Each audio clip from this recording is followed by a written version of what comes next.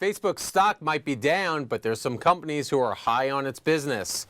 Got Rolfe Winkler, my heard on the street colleague here, and our tech guru, as well as our Morning Hub host. You give me too much credit. Rolfe, so let's first of all, Facebook, it's just been dismal since the IPO. Yeah, 26 was 26 and change today, down another 2%. 2% is down 2% is an update for them. That doesn't even get you excited anymore. I don't know, 26. Buy when it gets to 20. Yeah, what's interesting, I thought, was that there's actually been a little bit of a bidding frenzy for a lot of social advertising tool companies. I should say software makers, Salesforce.com and Oracle, which of course do big business in what's called customer relationship management. They've been jumping all over these smaller startups that actually help marketers do social advertising on Facebook, on Twitter. So they're sort of betting that there's a lot of business to be had with Facebook. They're betting that there's going to be a business here. That their client, clearly they think their clients are going to need these solutions later on. Of course, a big part of customer relationship management, big word, but part of it is they just want to manage their marketing campaigns. That's part of it. Automate. So how much money are we talking with the stuff. acquisitions? They're small. I mean, the big one yesterday was Salesforce.com bought Buddy Media, and that was $745 million. That's not chicken feed. No, today that was Salesforce's second acquisition. A year ago, they bought a company called Radian6, which is they call it a social listening tool.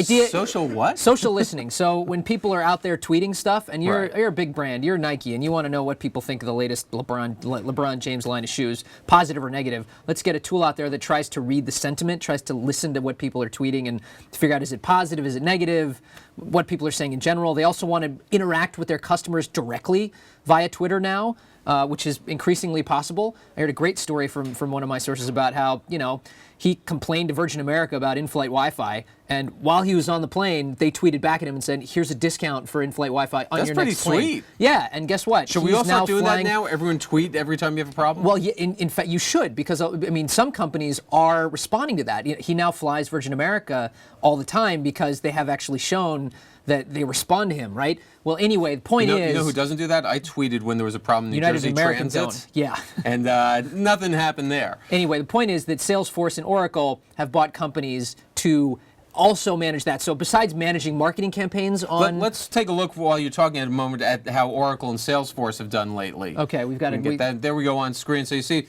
they both had a pretty rough time. Yeah, well, Salesforce, of course, this is, I guess, in the beginning of 2001 to 2011.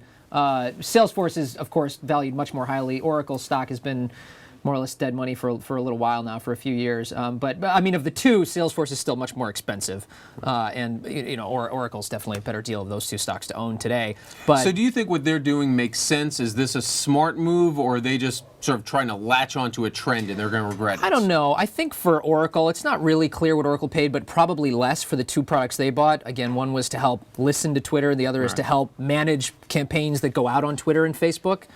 That was one of their deals today.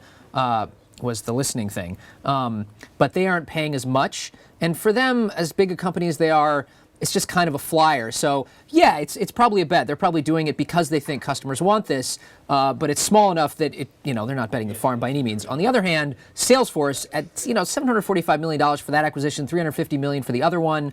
These are that's chunky. Decently sized bets for Salesforce.com. So and that was, by the way, the one yesterday, $750 million. That was 14 times expected revenue. So it's not cheap. Not cheap. It's not like they're in a big bargain. Yeah. So what does this tell us, though, about Facebook stock? Does this maybe suggest people are getting too pessimistic when you see the likes of Oracle and Salesforce going in? I don't think so. I think, look, Facebook is still valued really highly. I think at $26, we're still roughly at a market cap around $75 billion all in. Right. I think that chart is, and just to reemphasize, that is an ugly chart since the IPO. Ugly chart since the IPO, but frankly, I don't buy it until, say, $20. There, I think you've got a good risk-reward set up, a good margin of safety. The thing is, that business is going to be volatile for a long time. It's a good indication that Salesforce and Oracle want to be set up so that their clients can manage those kinds of campaigns. But it's going to take time for their clients to learn how to do those kinds of campaigns. Right. You had GM say, we don't want to do Facebook advertising. That's kind of indicative that look, some people are making it work. Ford is making it work. GM isn't. Right. It's going to be volatile. It's going to take time. Rolfe Winkler, still a bear on Facebook until 20.